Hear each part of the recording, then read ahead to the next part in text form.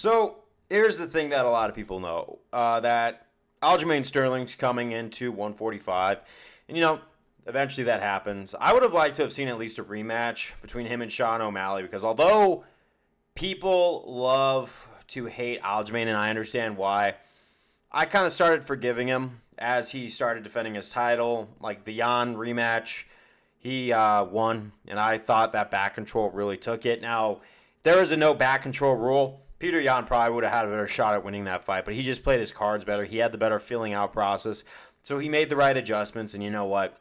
It happens. It was probably really sad. It was sad as a Peter Yan fan that time around.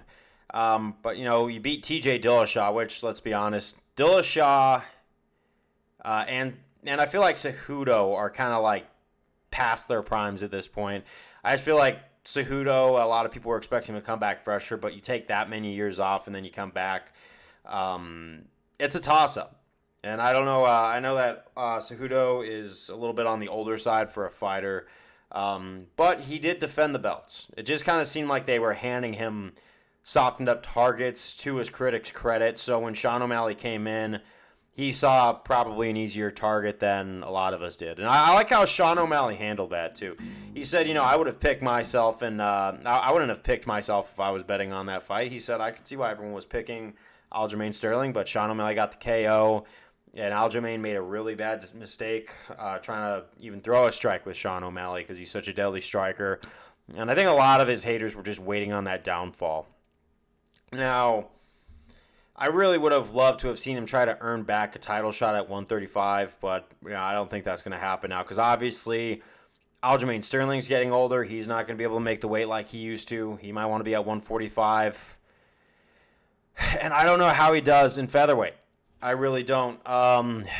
Only because it's like I know he has a high chance of winning this fight because this is that perfect entry point. Calvin Kattar has been off of an injury. He's been gone for a long time.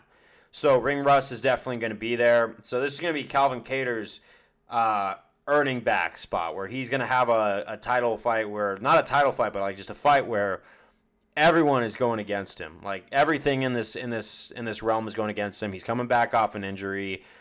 Former champion of a lower division, which there is a different caliber between champion and top contender. And Calvin Kattar, he's definitely a top contender, but he has fallen short when it comes to the higher caliber opponents like Max Holloway. You could tell that he probably would have lost to Volkanovski.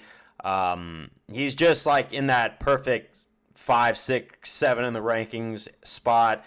I do think that he was robbed against Josh Emmett. I felt like he had won that fight. I felt like him versus Emmett was a total robbery. But I think like Sterling has this perfect target now that he's going after. And I think that my betting favorite is going to be Sterling in this one. And even if he makes it past Calvin Kattar, how far does he make it up at featherweight? I don't know. Is he going to go after someone like Yair Rodriguez, who's pretty good stand-up, where he's got the superior grappling game? Is he going to try and prove us all wrong against Brian Ortega and do a grappling match in UFC with Ortega? Because none of those guys are either really stand-up fighters, even though Ortega's boxing has gotten a lot better. You could tell he's had a lot of good stand-up, especially against Korean Zombie, who's a striker through and through. But Ortega's striking is definitely underrated. I think that it's a lot better than a lot of people like to give credit. But circling back to Sterling, even after he beats Kattar, he could take on Ortega. He could take on a lot of people, but I just don't see him ever winning that belt at 145, to be honest. Now, I could be wrong. Like I said, I'm not one of those diehard Aljamain Sterling haters. I understand the critics.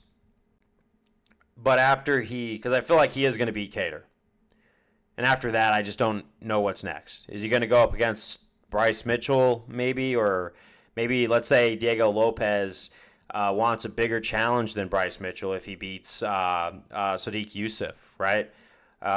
There's a lot of options. Maybe someone's going to come from the bottom and do the same thing to Aljamain Sterling that Aljamain Sterling's doing to Calvin Kattar right now. And he says, okay, I could beat this guy because he's got holes in his game.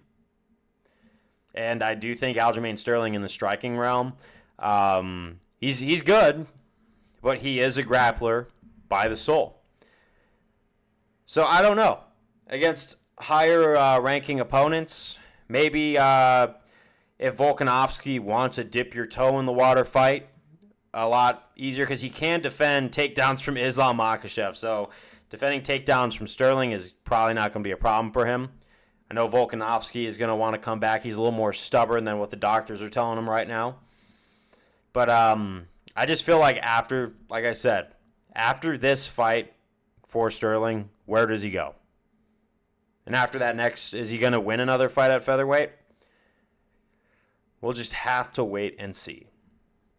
But this might just be his one win at 145, unless he can really show us that he's evolved. But at his age, it's just hard to see that happening. And Sterling, if by any chance on the off chance you see this video, I'm not trying to hate. I'm just realistically doing my best job as an analyst.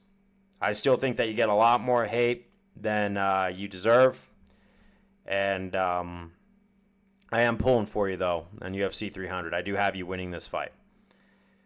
Peace out.